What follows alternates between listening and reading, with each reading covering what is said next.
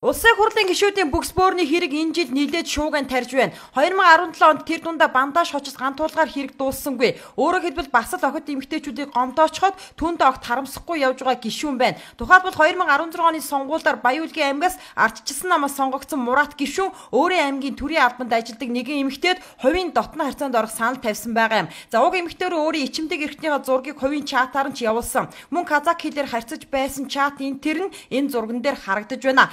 Тухайн эмэгтэйг уг саналыг хүлээж аваагүй төлөө мөн л дарамтлж элдвээр доромжилсан талаар хохирогч гэж өөрийгөө нэрлсэн эмэгтэй нэгэн сайтад захиа илгээжээ. За түүний бичсэн захиаг уншихад сайн байна уу? Улсын хурлын гишүүн Дахиан Мурат намайг ажил хэргийн шугамар таньдаг байсан. Гэтэл намайг доромжилж янз бүрийн янхан банзал гих маягаар мессеж бичиж уулзаж учрах бэлгийн харьцаанд орох санал хүсэлт удаа дараа тавьж над руу шалдан зургнуудаа явуулж сүүлд гэхэд хотод намайг ажиллаар очиход уулзъя гэж дуудаж аваад миний гар утсыг булаачаад зодсон. Гол нь гишүүнхэн ийм ёс зүйгүй үйлдэлээ нуун өөрийгөө цайруулах арга хэмжээ аваад байх нь сонирн байна. Зодсон доромжилсан бүх мессеж зураг нь нотлох баримтанд байхад яах юм? За хүн шиг л байж чадаагүй байхад жирийн иргэн хүний хувьд ч би бодит байдлыг ил гаргаж хүмүүст хүргэмээр байна. Эхний ээлжинд шалдан зургийг нь дэлгээрээ гарт нь бүгж зүүж явдаг. Өөрийнх нь сайтад орохоор зөндөө зураг байна. Гартаа бүгжтэй тэр эргэтнээ барьж явуулсан зурган дээр нь байгаа юм.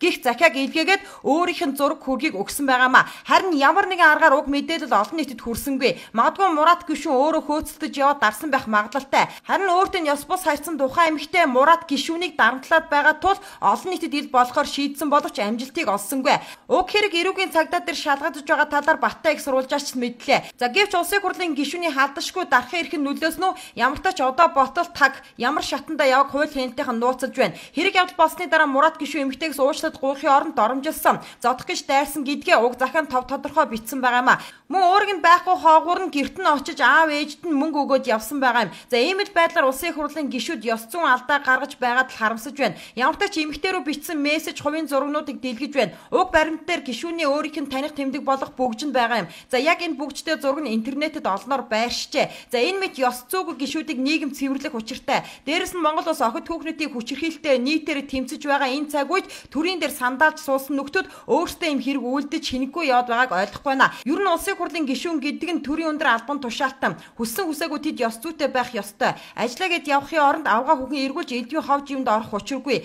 Уг мэдээллийг хамгийн анх уг хохирогч гэгдээд байгаа эмэгтэй хил мэдээллийн хэрэгсэл зацуулахаар өгсөн байдаг тул мэдээлэл Баттай их сурвалжаас авсан гэдгийг хэлий. Майдцаг мэдээллээ.